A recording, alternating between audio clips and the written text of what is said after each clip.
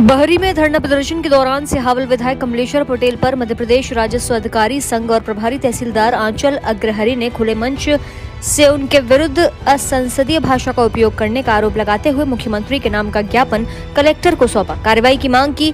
Media को दी अपनी प्रतिक्रिया। समर्थन में जिले के सभी तहसीलदार, नायब तहसीलदार और जिले के एसडीएम और अपर कलेक्टर के साथ पटवारी संघ भी उतरे।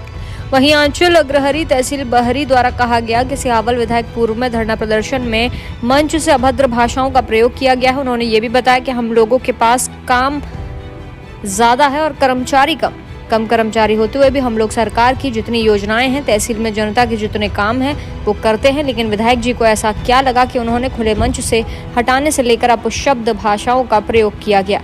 दूर भाषा से कई बार डराया गया, धमकाया गया।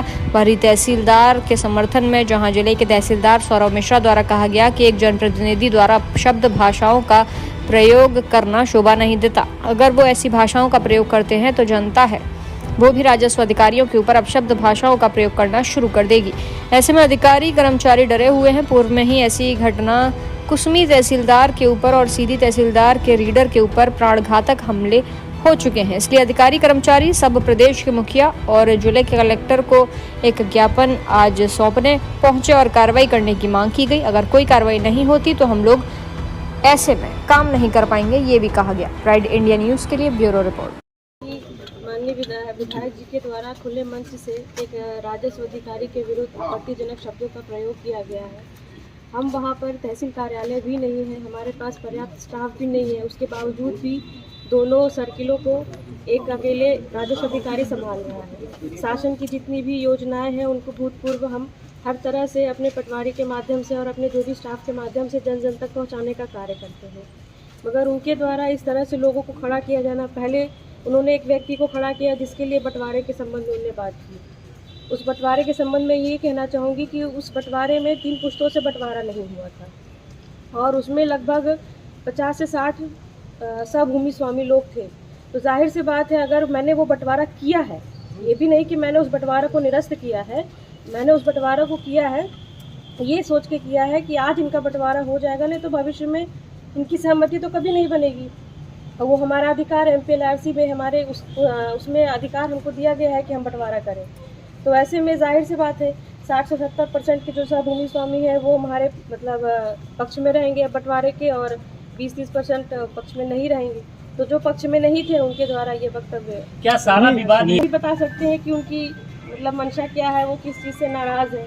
हालांकि जैसे भी जो भी नियमानुसार उनने मतलब हमें काम कभी कभी कहा भी है, तो हमने जो भी हमारे हाथ में था, जो नियमानुसार था, वो सारे काम हमने किए भी। फिर दूसरा वो उन्होंने महिला को एक खड़ा किया कोटवार पद की नियुक्ति के लिए। उस महिला के द्वारा भरे तहसील में आकर ये कहा जाता है मैं स्वयं को आग लगा लूँगी यदि मुझे कोटवार पद पे नियुक्त नहीं किया गया। तो मैंने कहा कि भाई आप ऐसा मत कहो, इस पद पे अभी पद स्वीकृत नहीं है, मैं आपकी तनख्वाह कहाँ से निकालूंगी अगर आपको नियुक्ति दे भी देती हूँ। मगर वो अडिग रही कि मुझे नियुक्ति चाहिए।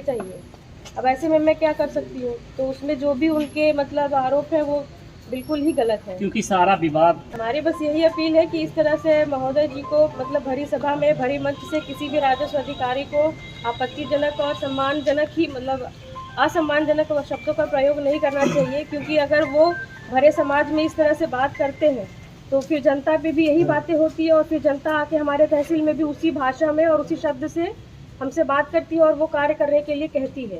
तो ये बिल्कुल हमारे मतलब गरिमा के विरुद्ध है, हमारे पद की गरिमा के विरुद्ध है। ठीक है।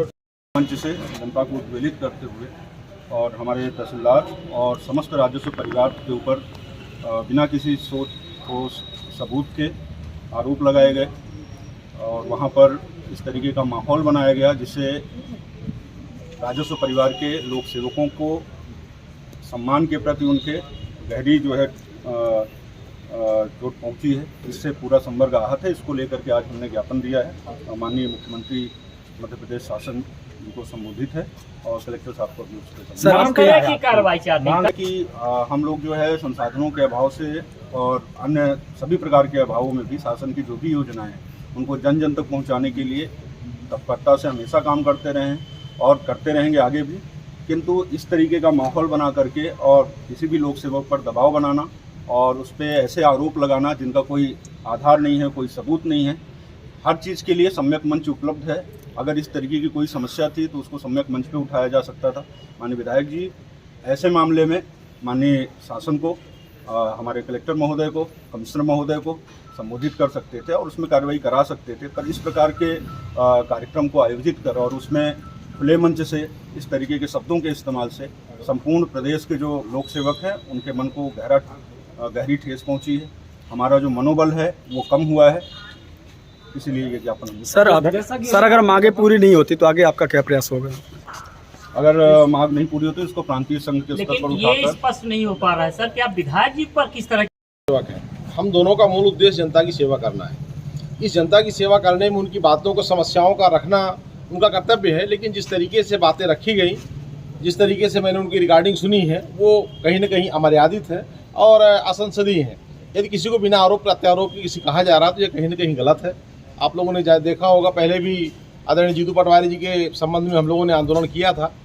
और जहाँ तक तहसीलदार महोदय के संबंध में है, अगर वो गलत है तो विधिक कार्यवाही करें उनके ऊपर। पब्लिकली किसी को सस्ती लोकप्रियता के लिए किसी को गाली देना अच्छी बात नहीं है, वो उनकी मर्यादा के खिलाफ है। पूर्व माननीय मंत्री हैं, माननीय शासन रहे हैं, तो अगर उन्होंने अपने पद की गरिमा के खिलाफ काम नहीं किया है या खिलाफ काम किया है तो निश्चित रूप से विधानसभा को भी जानकारी जानी चाहिए, माननीय शासन को जाननी चाहिए कि वो उनके खिलाफ जो भी विधिक कार्यवाही वो करें। किया था, बहुत सारी जो समस्याएं हैं स्थानीय, उनका हवाला देते हुए धरना किया था। और उसमें से एक जो है तहसील में जो लोगों की शिकायतें या समस्याएं उनको लेकर भी कहा था। और जो बातें उन्होंने मन से कही होंगी उसमें जो भी कुछ जो हमारे राजस्व प्रशासन से संबंधित लोगों ने उसमें नोट किया होगा, उसके आधार पर ही उन्होंने अपना एक ज्ञापन दिया है। इसकी ये माननीय मुख्यमंत्री जी को संबोधित है, तो मैं इसको शासन को। सर ये जो ज्ञापन दिया गया है किस में उन्होंने केवल ये कहा है कि इस तरीके से उन्होंने उद्वेलित कर लोगों को अपमान किया है, तो उसके आधार पर विधिक कार्रवाई चाहते हैं। तो ये शासन स्तर पर इसमें जो भी है संज्ञान लेकर यदि कोई उसमें कार्रवाई नियम अनुसार जो होगी वो की जाएगी। माननीय मुख्यमंत्री जी को संबोधित किया। सर आप कहा था कि हम